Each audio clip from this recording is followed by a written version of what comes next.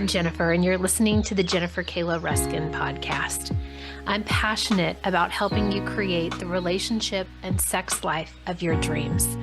Welcome to conversations about open relationships, online dating, and conscious uncoupling. Hey guys, welcome back to another episode. Today I'm really excited because I have Megan and Ryan from the Power Couple podcast on. I don't frequently have other podcast hosts on my podcast, but I've been fangirling them for a while on Instagram. And I'm like, these people seem really normal and really cool. Like if I lived by them, I'd want to be their friends. And so today we're going to be talking about kinky sex and also some buzzwords that you may have never heard before, like Polycule. I'm sure you've heard of triad, but that's another thing we'll touch on. And then a comet partner. So Megan and Ryan, welcome to the show. Please tell everyone that's listening a little bit about you guys. Hi, Jennifer. Hi. It's nice to be on. Go ahead. Yeah, we are a polyamorous couple out of London, Ontario, Canada. And if you don't know where London, Ontario, Canada is, we are smack dab in the middle of Toronto and Detroit. Okay. So we're right in the middle to draw visually on a map. That's where we're based out of. And we've been married since 2016. We've been together well over a decade now, and we've been polyamorous since for 2 years now. And recently, I took a health leave from work. That was back in September. And during my health leave, I decided to talk to Megan and start a little podcast project about our polyamorous journeys. And we came up with the Power Couple podcast. And we are currently 17 episodes in right now. And doing this with my wife has been the absolute best because, I mean, it's so therapeutic just being able to sit down here and talk to you about everything that's been going on in our lives as we learn from each other and grow. Yeah, it's been like I tried to entertain the idea and I don't know if I was fully on board with it because I was very, I think, insecure like Ryan, like you're from radio. I just like to talk. That's really like, I mean, that's about how I think am so not involved in the podcast, but I mean I do like to talk, and why not be talking on air? And I think we have a very interesting niche that people want to hear about.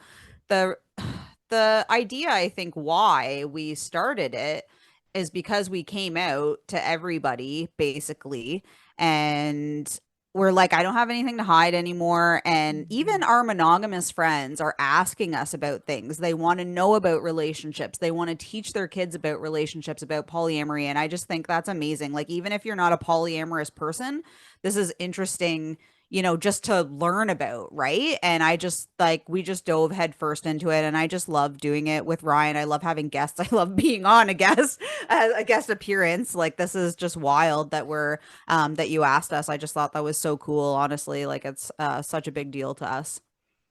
I'm so honored that you're on. And let me tell you, I was a little nervous. I was like, what if they say no? Oh no, of course not. No, like, no. We're not interested. Well, I'm thrilled that you guys are on, and I love that you started our conversation with kind of what I wanted to talk a little bit about today, the being open and the telling of your family. So I get asked a lot of questions about this, and I just finished a sex and relationship coaching program where not all the ladies were open. About half of them were, and the other half were not. And the ones that were not were like, I don't understand this. And like, how could you do this to your children? And how could you let people know? And like, your family's got to be so offended. And I've had an experience similar to what you have, and that everyone's been really curious and interested and asked a lot of questions. I have an email that goes out to 8,000 people every week. And I talk about being open and being polyamorous in my journey. And I talked about my last divorce and when we did open, how that went. And so I think people have this curious spirit, but sometimes I think our closest family members are offended, or like, oh, don't tell the family secrets, or, oh no, now everyone's going to think you're weird. Talk to me about y'all's journey in opening. You have children, you've got parents, you've got aunts and uncles. How does the family view you? How do your friends view you? And how do you guys cope with people that maybe are a little bit uncomfortable because of their own values and their own mindsets? Well, Our family actually found out in a very unusual way. Okay. Megan was on the dating apps, Uh, and my brother, one of his coworkers who was single, was also on the dating apps.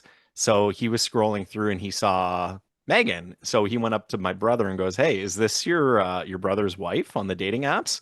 So my brother called my mother and father right away without coming to me. So he skipped the middle person, went right to my parents.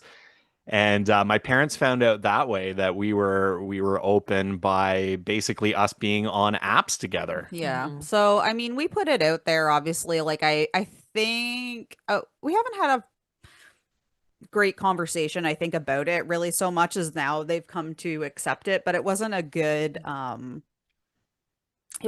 reaction at all. It was very negative. Um, and I think now they've kind of come to terms with it. I don't know if they agree with it. I imagine they don't. But I know that they support us in what we do, and I haven't heard anything negative in quite some time about it. Like they've met Kay. They love Kay. They ask about Kay.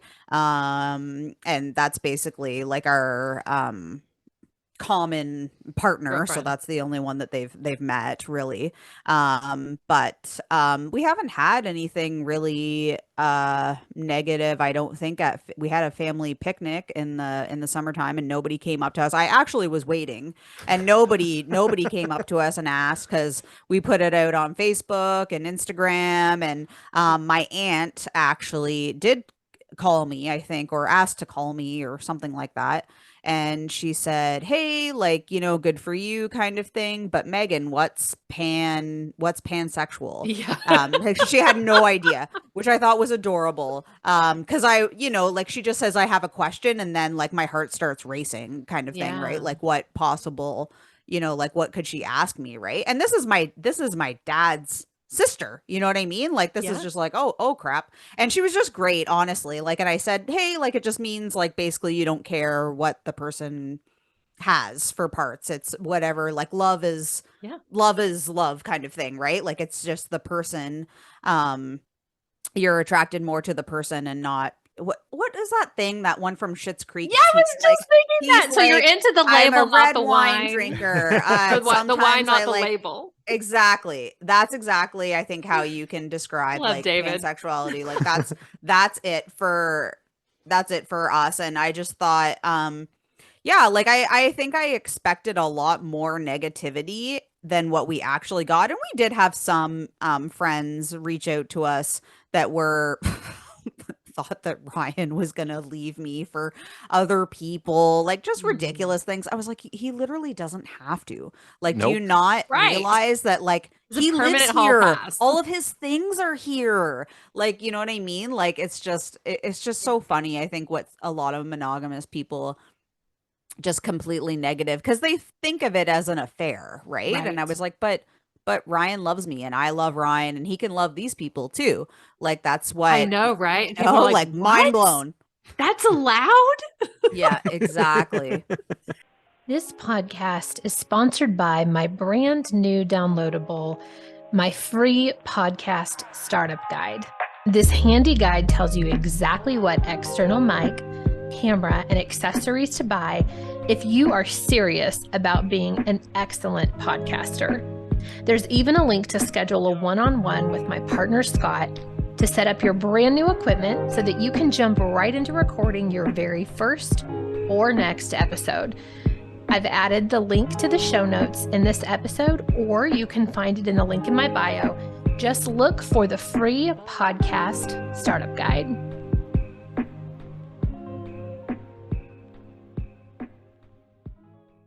Yeah, I think about that feeling of being open because we're all in it, right? And it's like, it's expansive and it's heart opening and it's like unlimited love.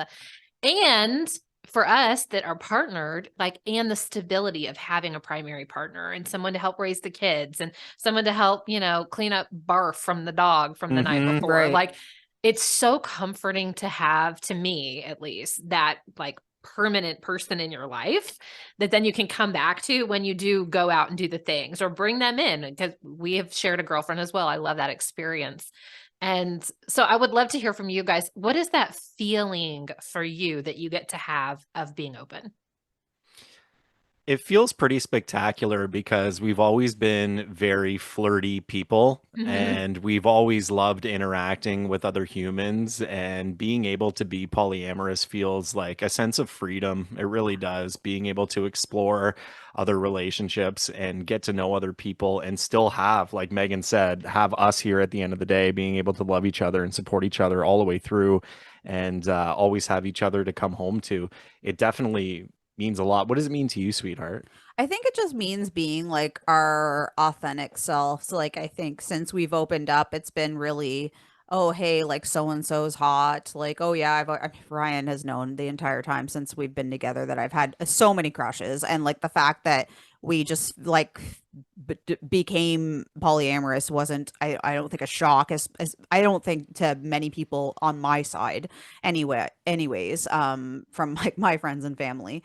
But I just don't know. I couldn't go back. We wouldn't be us, I don't think, if we weren't this way. Like, I would be missing out on so much. My kids would be missing out on like a part of their family, you know what I mean? Like, and the life that we've built um with Kay, you know what I mean, with each other, like seeing like our new connections and how much you can learn from somebody else. Um and just, you know, sharing it with Ryan is just amazing. Like, I wouldn't want to do it with anybody else. Like, he's definitely the person that I don't want to live with anybody else. Like, I don't want to have I'm not having kids anymore. Like, I'm just like, you know what I mean? Like, it's just wild. Like, it really is. Like, we just got to a point, I think, where we didn't care what people thought about us anymore, and we're like, this is who we are.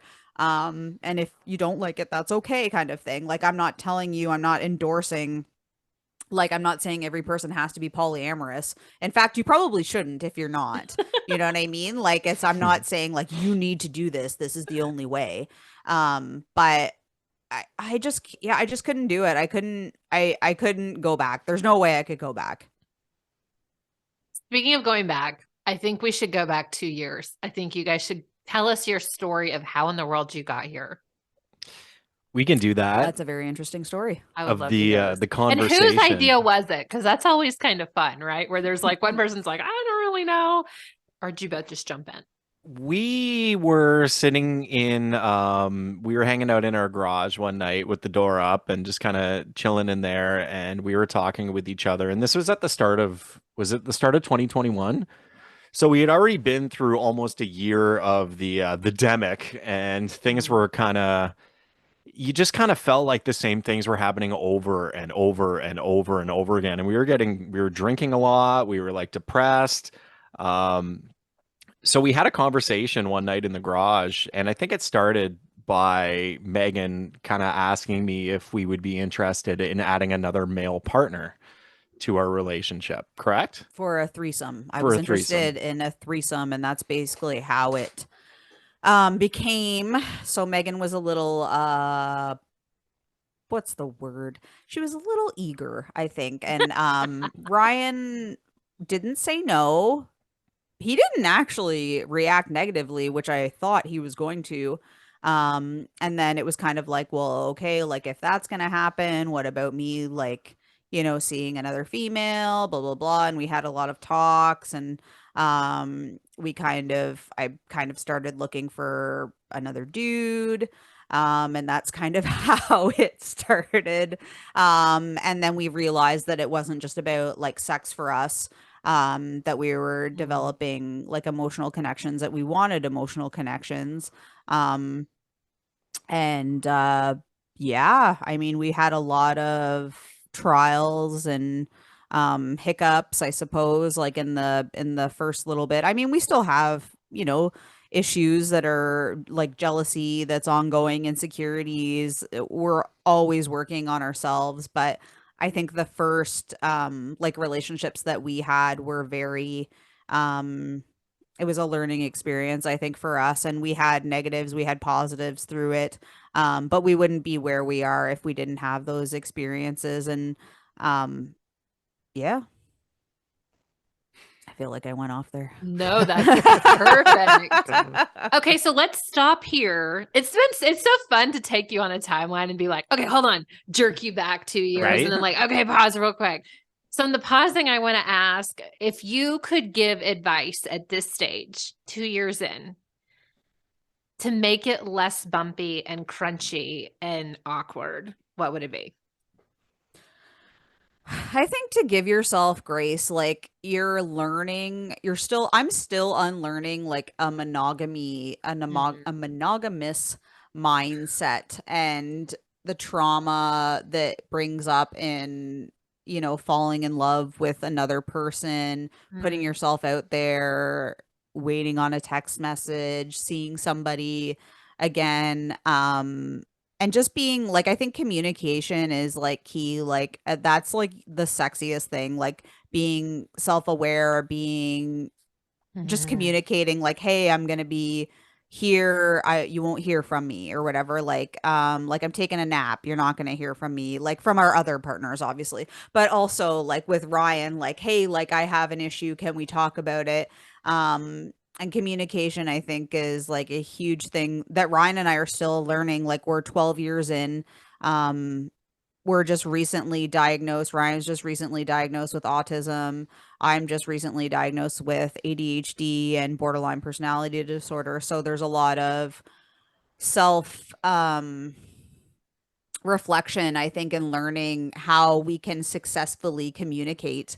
And I think that's a huge thing in polyamory and relationships. And um, I just think you should, like you're gonna make mistakes. I think everybody makes mistakes. It's that try not to drag your partner through the mud or yourself through the mud. Like, oh, I fucked up. I don't know if I'm allowed to say that, but I did it now. Yeah. Like, oh, I fucked up, I did this, like I broke a boundary or a rule, or like even accidentally, like I've forgotten to text Ryan when I got to a date, you know what I mean? And that's like a pretty basic boundary that we have. Mhm. You know what I mean? Like things like that. I, I think you just got to do your best to be supportive, like, hey, I respect that you feel this way, like I don't feel that way, why do you feel that way, kind of thing. Like you can't make somebody feel that way, and I can't fault Ryan for feeling that way either. You know what I mean? You just kind of have to meet yourself, I think, put yourself in their shoes and see where they're at and just try to be as delicate, I think, as possible. I love that. I have several friends that are new, kind of like we are, newish, like a year-ish in.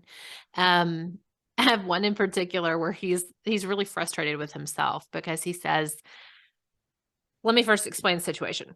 Him and the wife both have another partner. They don't share, they don't overlap, they don't date together, they date separately, and they both have like a permanent partner, secondary. And so he's like, when I go have a date with my person, I don't worry about my wife and what she's doing, and I'm having a great time. And his wife doesn't care what he's doing. She's like, "Yay, go have fun." He's like, "But when she goes and has a date, and I know she's sleeping over, I know they're having sex, like it really bothers me still, and I don't know why it still bothers me. And I'm getting to have fun, and I'm having my own sleepover, but I'm still like really consumed with the fact that she is out doing this thing." Do you have any advice for like, have you guys gone through that? I know like jealousy can be kind of an awkward thing where you're like, it's not the same. It Yeah. still shows up and we're not sure why. And if I'm curious if you have any advice on that.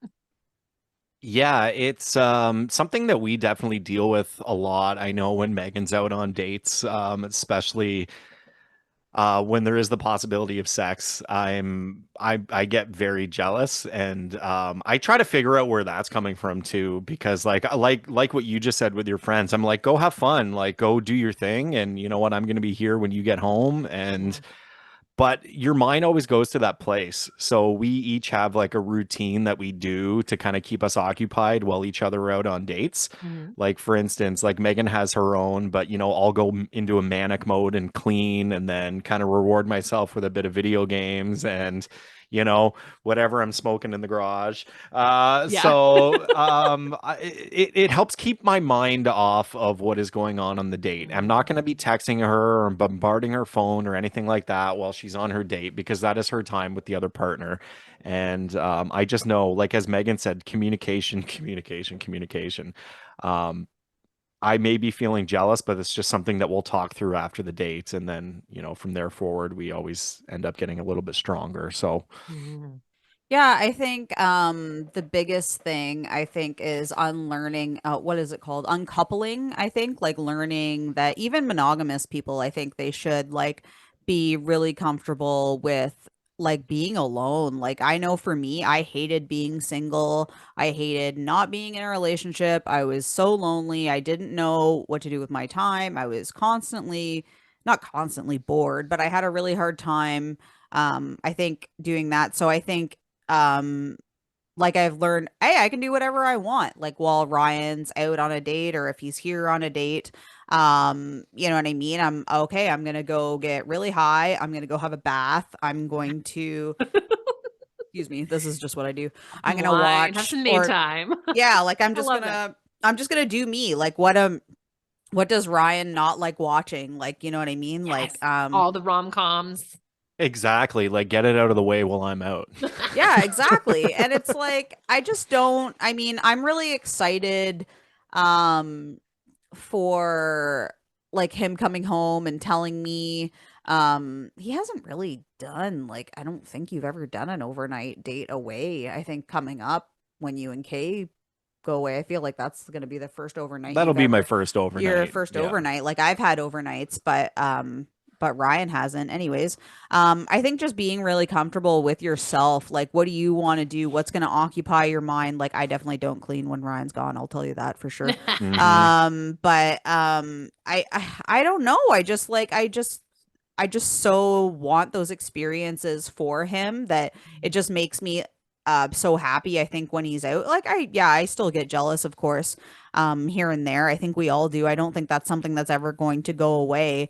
I'm very like we're very secure in our relationship, but I think if you don't have hobbies, if you don't have like other friends, you're not always going to have a partner to hang out with when your partner's out. You're going to have to figure it out, like read a book, like I don't know, play solitaire. Can you still do that on the computer? I You know what think I mean? so. Like just, like something almost like mind numbing, you know what I mean? Yeah. Sometimes to just like, hey, like this is something that I get to do when Ryan's not here and I just get to do whatever I want. Like I'm gonna paint my toenails, I'm gonna read a book, I'm gonna listen to some true crime, like I'm gonna go on TikTok, you know what I mean? And then I'm gonna go to bed. That's usually what I do. It's not very Well, and then usually by that time I'm home.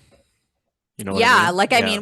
I mean if Kay's here, then I just go to bed kind of Sure. thing. I mean, if Ryan and Kay are here on a date or if Kay and I are on a date, then Ryan will come downstairs and tell us that he's going to bed. It's like we have our routines that we do, I think, when we're with Kay, and then they're kind of different, I suppose, when we're out with other people. But we're always checking in like in the beginning, at the end, like when we're leaving or when we're moving to a location. Yeah, I have like a really personal question. sure. Yes. Okay. Is there like reclaiming sex that happens? Are you guys into that?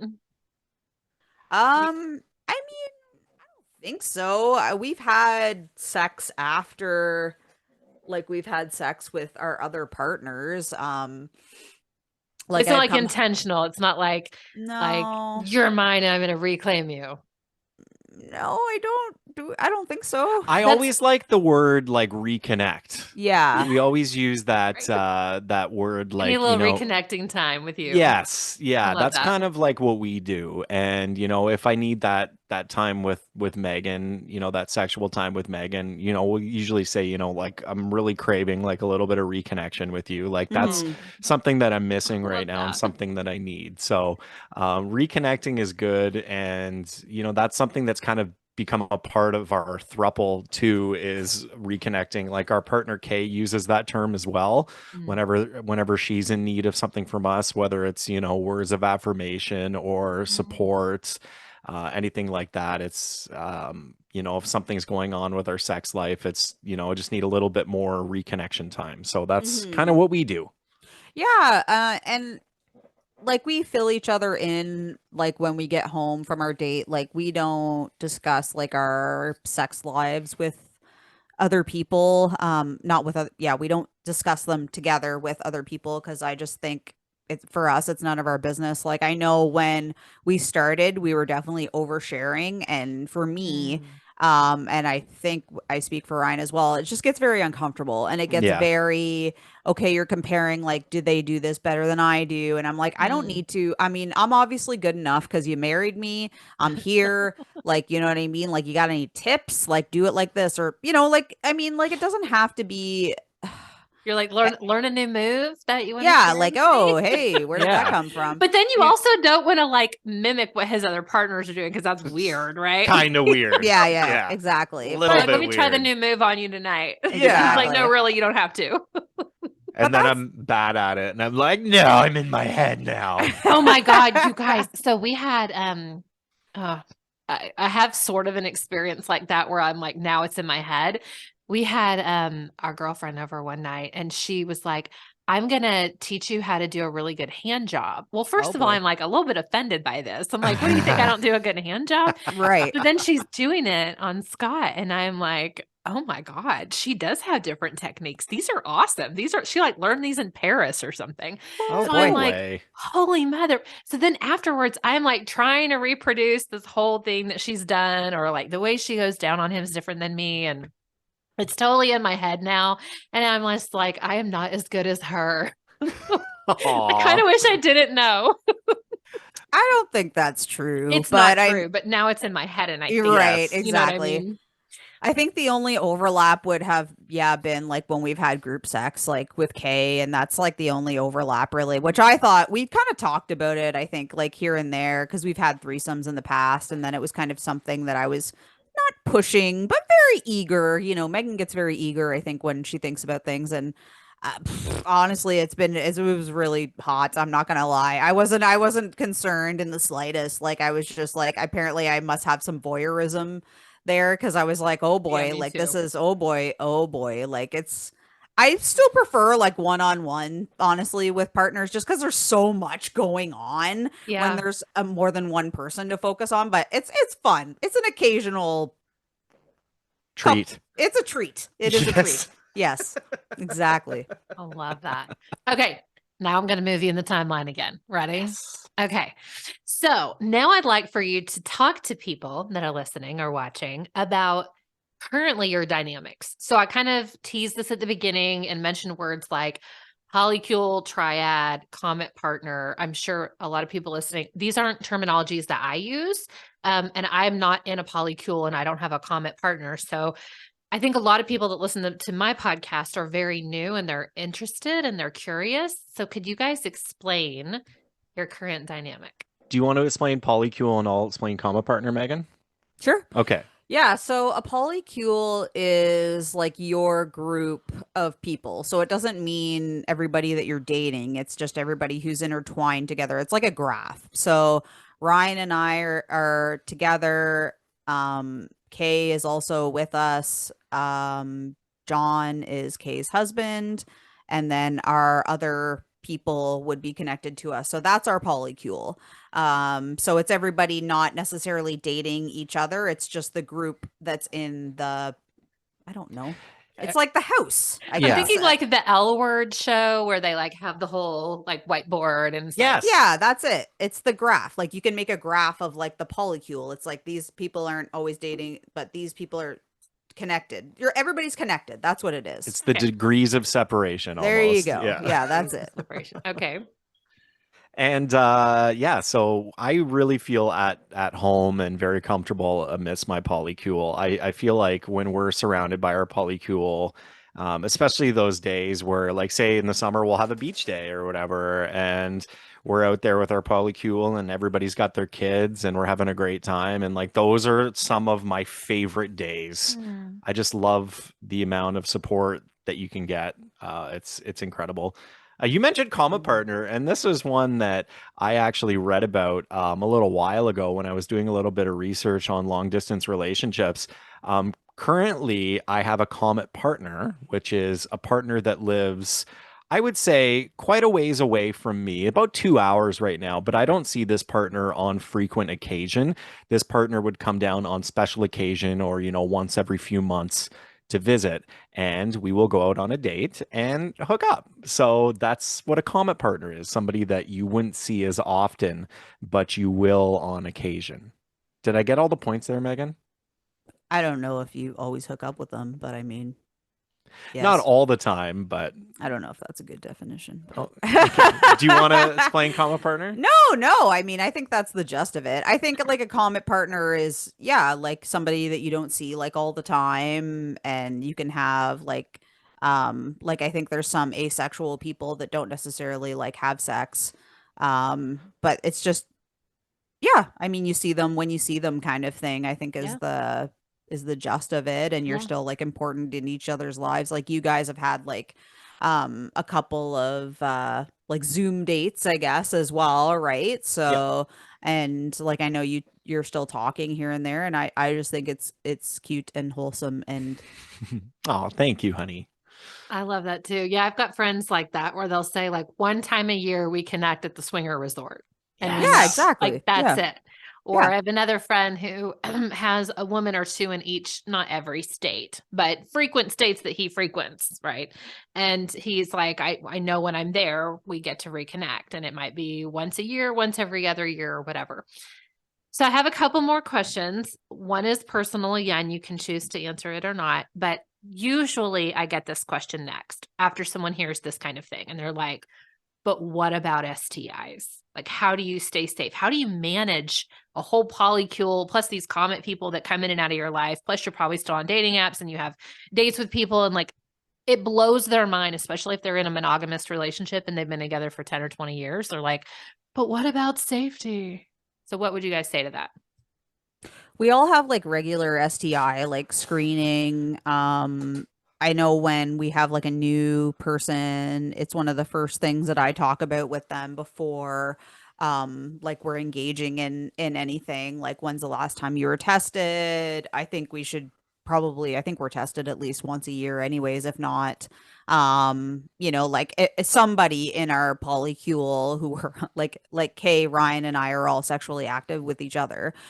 So I feel like if one of us gets tested, then that's all of us. You know what Covers I the mean? Like we would three. all have it. You know what I mean? Right. But we're pretty I love that transparent. you're like, who gets the short straw? Because you're the No, one no, going to get exactly. tested. Ryan's due next, so Yep. Ryan's going to be really Yeah. upset. No, I just think like being completely transparent about, yeah, like hey, yeah, where have you been? Like, and I practice like safe sex with my partners. Like, I'm not on any birth control. So I don't want to get pregnant, and I definitely don't want a sexually transmitted infection either. But yeah, I mean, we're just safe sex, condoms, regular testing. I mean, if something happened, obviously, then we would all have to get treated. But I don't think we're going to be putting ourselves in a position like that, honestly. Like, it's pretty basic stuff, I think, now. I think it used to be pretty taboo not talking about stuff. But now I think in the community, anyways, like it's something that's very, we talk about it very frequently. I think like when I'm going to get something, when I'm going to get a pap, then I'm also going to, get a Full workup. You panel. know what I mean? Like Mhm. I'm already there, you Yeah. might as well test for everything or whatever the common things I guess they test for, you know what I mean? And I just, for me, it's not, it's just, it's a no brainer, really. Yep, love that. I had a nurse on the podcast a few months ago, and she was actually very pro online STI tests, like off Amazon. She's like, they are so accurate. They're Oh, so easy. really? You can do them from home. You don't even have to come into the clinic. Really? Wow, I Oh, didn't know that. I didn't Yeah, know yeah. that No, either. they won't do everything, but they do like gonorrhea and chlamydia and like the Right. normal ones that you'd go in and just do a pee test. Right, Yeah, which exactly. is really cool. And I Amazon love covers every STI from A to Z. There you go. exactly. And I love this conversation because it normalizes it. And I think it takes away the anxiety that people have about their bodies and keeping their bodies safe. And the more that we talk about, like, it's not that big of a deal. You just have a conversation. And then if anything happens, you deal with it together. It's like it's not a huge deal. No, it's not. I mean, I don't know. I just think it's pretty, like I said, it's like in the screening process, I think, you know what I mean? Like, hey, like, let's be responsible. You have other partners, I have other partners, you know what I mean? Like, when's the last time you had screening done? You know what I mean? Like, it's pretty basic information, really. Like, who are you sleeping with? This is who I'm sleeping with, like sharing the information and then, okay, yeah, like, yeah. Okay, so my other question, this is not personal, is how do you keep track of all these humans? That's the other question I get frequently. Like, it's hard enough for me to keep up with my own, husband and kids. Like, how do you also keep track of your partners and your partner's partners and the birthdays and the like scheduling? That would be a cool thing to talk. Like, do you have a shared calendar, at least with Kay?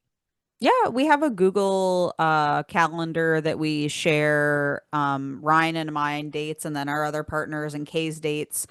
Kay usually just tells us. I don't put it in the calendar when she's seeing Every Sunday, she lets us know what days of the week yeah. that we're going to be hanging out. So there's Yeah. like a lot of communication Nice. around that we set up at the beginning of each week. Yeah, like usually Ryan and I have Kay and I usually have Tuesday nights and then Ryan and Kay usually have like a Saturday night, I think.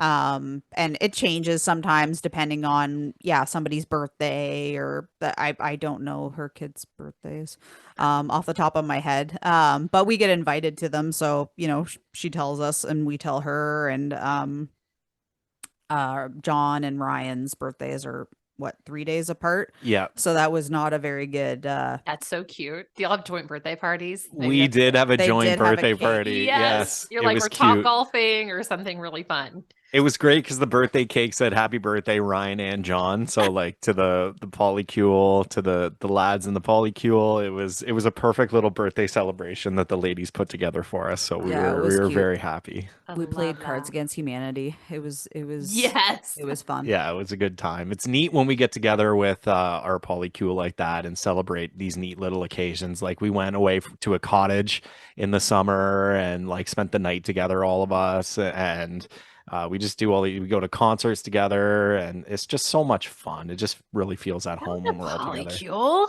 I'm gonna work on manifesting that. That sounds Okay, amazing. manifesting works. Okay. This is not quite the direction I was going to take this podcast, but I love it because I think what it does is it normalizes this whole polyamorous lifestyle. And I love having another couple come on. My listeners have heard from me, and I've had Christina and Tony multiple times on the podcast. They're the other poly couple in my life. But I haven't had a ton of just normal other couples come on and share their journey. And I'm so grateful that you guys did. Yay. Um, is there anything that you want to leave us with on the podcast? And then obviously, I'd love for the listeners to look in the show notes below. I'm going to have a link to their podcast. Go follow and like it as well so that you get more of a well-rounded, grouping of communication coming from me and coming from them and other people in our space. Yeah, I really, if somebody we ran into somebody on the street and they asked what we did for a living and we said, "Hey, we're podcasters," and they asked what the podcast was about, I would tell them that the podcast is about polyamory and they'd be like, "What's polyamory?" One, get that out of the way. And then I would explain to them that, we're a lifestyle-based podcast, but we also try to just be two humans having a conversation. We're not really scripted, we're not over the top production wise, but we do have like a really great conversation and it just kind of feels like a natural conversation whenever you and I are talking together. Can you help me out? Yeah, I I mean, agree. well, we have some like I guess formats like that we try to stick to and like we're always like brainstorming, I think like ideas and topics. It's hard. Like you want to stay, like you want to stay relevant. What do people what do we want to talk about? What do people want to hear about? Like what like I love having guests on just because they have a different point of view, and we only have our stories, right? Like we only have Mhm. so much insight with what our journey is ever going to be. That's why I love having different people on, and just, you know, learning about their journey and what's worked for them, and listening to them and taking what they do and applying that to our lives. Yeah. I love I it, and I appreciate how open you guys are. I've loved watching you on Instagram. So if you guys are listening and you haven't followed them on Instagram, the link's in the show notes. But you show Kay and you show you guys having like mani petty day and like this is what we did and like here's date night, and it gives an amazing glimpse behind the curtain that I think most people are either too scared to show, or they just don't feel empowered enough, or maybe they don't realize the importance of it. Like just having the conversation and just showing up and showing all of this normalizes it, right? I feel like there's this whole LGBTQ plus movement that we are all a part of. Like we're part of the plus, we're part of the non-binary, like we're part of all of that too, right? But Yeah. yeah. people still look at having an open relationship as being really taboo, which is fascinating. And so I think it's really important that we continue to have these conversations. Like there was one video that we posted where it was just one night. It was a TikTok video, and I was just asking Megan, like, do you feel jealous like when our girlfriend comes over to hang out with me? And it was just a simple video where we had like maybe 15 to 30 seconds of conversation, and it has 660,000 views. So yeah, it's crazy. It went viral on us, and we were like, out of all of the effort that we put into all the other videos, they take the one that was 15 seconds that went viral. Yeah. So it, you know, I appreciate you saying that, you know, having these conversations matters because it really does. And, you know, we do feel empowered to be able to share that conversation with others and put together these little videos that, you know, go out on TikTok because we've been having so many people ask questions and reach out to us. And we've really started to build a little bit of a following on socials, and we appreciate each and every one of them. So, Yes. Yeah. Yeah. It's funny like doing like our little TikTok videos, and like I try to post like on Instagram like as much as we can, like the date nights.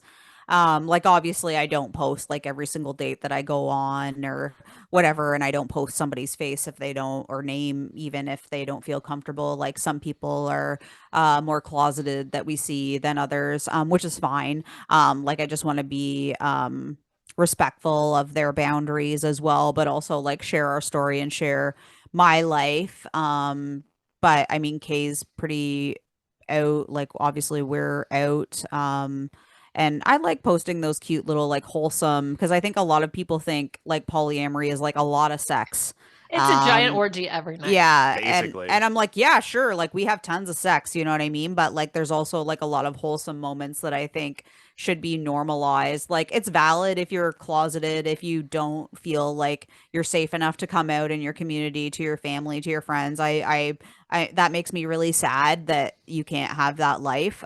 But people so choose to do that, and that's, you know, their that's, it's their choice, you know what I mean? Like this is our choice, this is the choice that we've made, and we just didn't want to hide, you know what I mean? Like after so many people knew, it was like, what was the point, you know what I mean, to not living. And some people in our lives still don't know, like my coworkers, a lot of my coworkers don't know, and that's my information that I feel like keeping to myself because it's none of their business, and it doesn't affect my job either, you know what I mean? Like it doesn't affect me parenting, it doesn't affect like a lot of things, you know what I mean? And it's the information I think that you want to share with people if you want to or not. Yeah. Totally agree. Great place to stop. I would say being like having the freedom to be as open as the three of us do is so liberating, and you feel so aligned in your life because you get to show up outside the same way that you do behind closed doors in the bedroom, and it's a really freeing feeling. Absolutely. Yep. Totally Guys, is. 100%. thank you so much for joining today. This was Thank a you, I had a great total time. blast. Yeah, I had a great time too. You know, you do such a great job on your podcast, Jennifer, and we're very honored and privileged to be a part of it. So thank you so, so much. Ah, Thank you. I can't wait to hear the end episode there. So we'll have to listen. Okay, sounds good. Bye, guys. Bye.